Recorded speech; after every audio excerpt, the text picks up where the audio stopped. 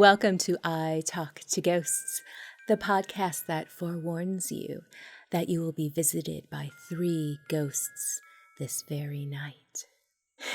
Happy holidays, and I hope you are having a spooky December. I'm your host, Jennifer, a spirit medium and a collector of ghost stories.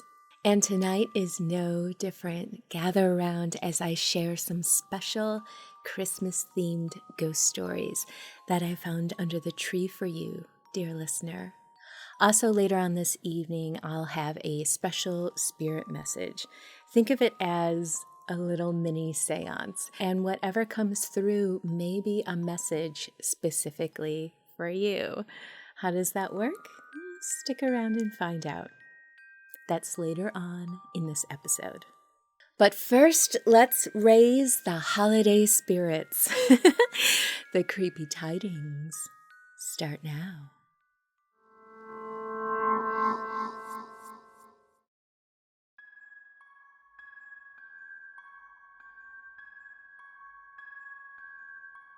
I want to tell you about an experience I had with my child.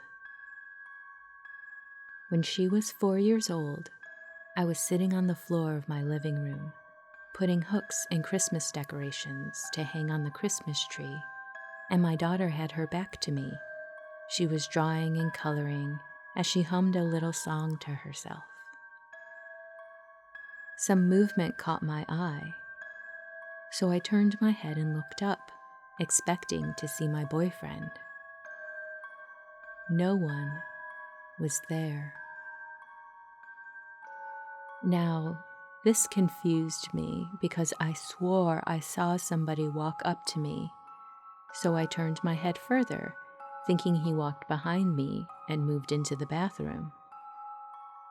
As I looked, out of the corner of my eye, I saw this shadow continue to dash past me and up the stairs. I took a breath, shrugged it off, thinking I was imagining things, and went back to getting ornaments ready. My daughter stopped coloring. She turned around to face me and said, "Adam is mad at you. You saw him and didn't say hi." Now this gave me serious chills, but I just apologized and said hello to Adam.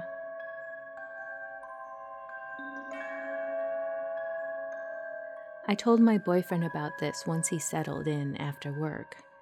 We decided to do some research and discovered the house we were living in was part of what used to be a big farm. When tuberculosis was raging rampant, it killed a little boy who lived here. His name was Adam. Talk about instant chills. We even went and found his and his family's tombstones in the old cemetery at the end of our lane and left them flowers.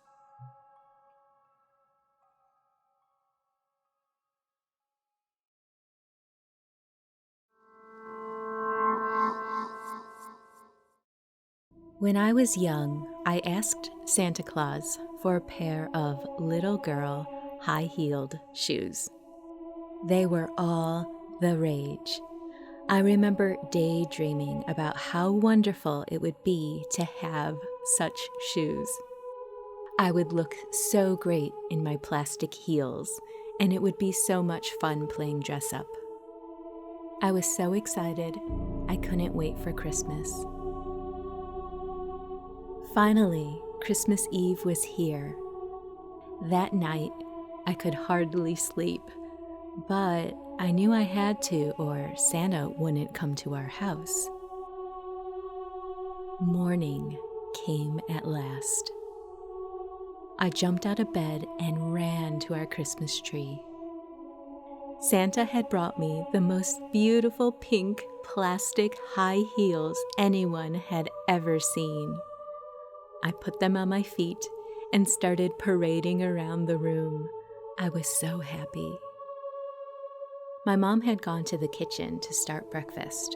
I decided to walk into the kitchen so my mom could bask in the loveliness of my shoes. However, just as I got to the doorway to the kitchen, I noticed this black arm coming out of the door frame. I was still walking very fast, and I really couldn't stop, and I ended up walking straight through the black arm as it stretched out across the entryway. I was so scared I stumbled, and I ended up falling and breaking a heel of one of my new shoes. I was scared and crying. I wasn't even crying because I broke my shoe. What was that thing I just saw? I told my mom about it, and she had no idea what to say.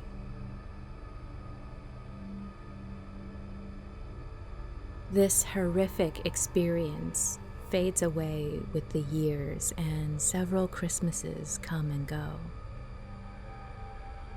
But what's even stranger is that I saw this black arm one more time. This time I'm about 12 years old. My brother, sister, and I were lying on a blanket under the lovely shade of a tree. All of a sudden, the black arm reaches up from the ground and comes around me. I scream and get away from it quickly. That night, and several nights afterwards, I slept in my sister's room. I don't know what this was, and I certainly don't have an explanation for it. All I know is that it happened to me.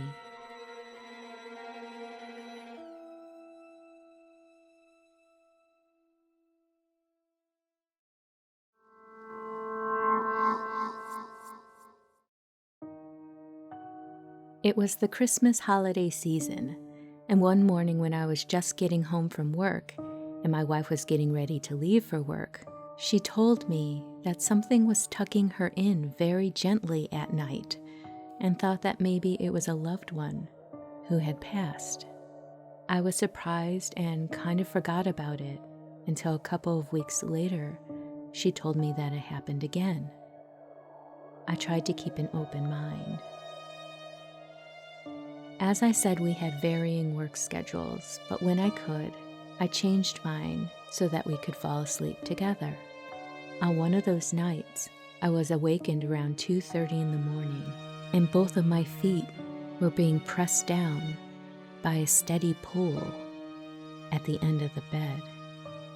We left our outside Christmas lights on all night, so there was enough light in the room to see that our dog was at the end of the bed, looking down at the ground. I immediately sat up and looked over the end of the bed and saw nothing but the wood floor below the covers. This bed had drawers underneath it, no space for hiding. My wife wakes up from the movement, and I told her what happened. She then tells me that she's also had this experience happen to her.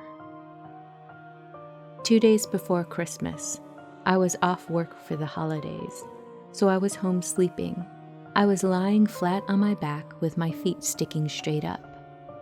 It was early a.m., and I was startled awake by the blanket being pulled, and I had extreme pain as my toes were being bent straight down under the covers. There was strength behind whatever was pulling the covers and my feet into the mattress. I immediately pulled back my feet and woke up my wife, this time not getting up and looking over the edge of the bed. I didn't want to see what could possibly be pulling on the blanket.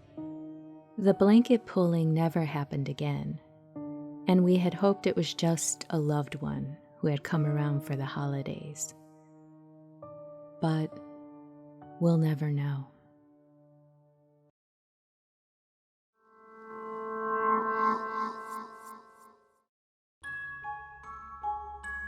My parents would take me to stay with my grandparents every Christmas. When I was 8 years old, one of my favorite toys at the time was a plastic sword. I would play with it almost constantly. Christmas Eve, before I went to bed, I decided to hide my toy sword under the couch in the living room so I could get it easily in the morning after opening presents. The bedroom we were staying in had only one bed, so my parents shared it and I slept in one of those metal fold-up cots.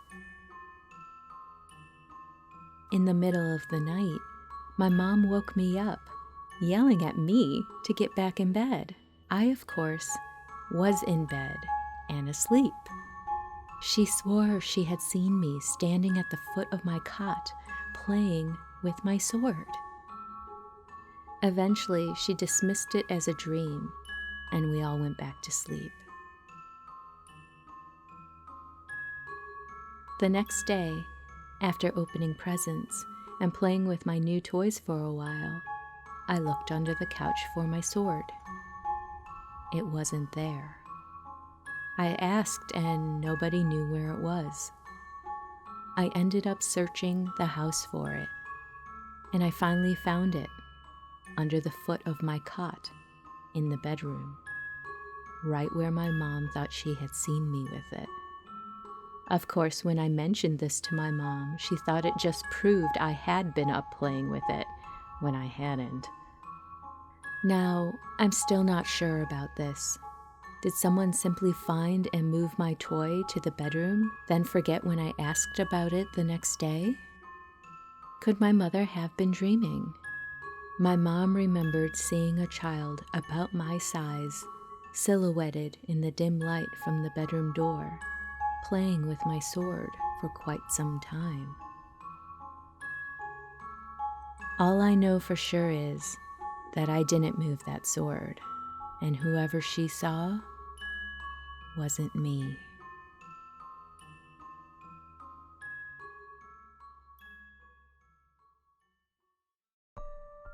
If you love the I Talk to Ghosts podcast, consider supporting the show. Visit my Patreon page at patreon.com/italktoghosts. There you'll find special rewards and perks, including previews of upcoming ghost stories and behind-the-scenes details. Thank you so much for supporting the show.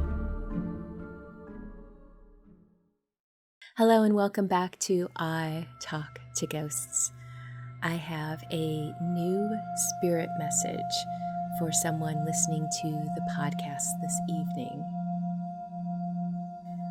What I like to do is ground and meditate and invite a spirit to come close and share a message with me. Okay, I'm getting the impression that this is someone's mother. Very much the type of mother everyone wishes they had. Very nurturing, sheltering, providing, and was really good at helping you with your anxiety. She's telling me you have this very fast-paced brain, and it's very hard for you to sort through things or just not overthink or feel overwhelmed. And she was just a great source of helping you with that. And she's telling me that there is some drama going on with you now with work. And she just wants to offer you that same sense of comfort and grounding, and wants you to know that you don't have to pick up the drama of others, and it's okay to step back from it as much as you can. And she understands that how scenarios like this can really make you your thoughts go into overdrive, and she just wants to encourage you to remember how to breathe and how to center. She's showing me that she used to foster kittens. Oh, that's adorable. She fostered kittens for a number of years after the kids were grown and out of the house. So if this message connects with you, I really hope that it brings a sense of centering and peace for you, and the knowledge that your mom really is still with you and still offering her support. Okay, I think I'm going to leave it at that. And with that, dear listener, we've reached the end of this episode of I Talk to Ghosts. I wish you a very happy holiday, and I hope that you've enjoyed all the ghost stories that I've shared. I think ghost stories are a great Christmas tradition that really should be revived. And I also hope that you've enjoyed the spiritual aspect of this episode as well. I love sharing that with you. And wherever you wander off to in this world or the next, just remember, come back and visit with me. Have a lovely evening, happy holidays, and good night.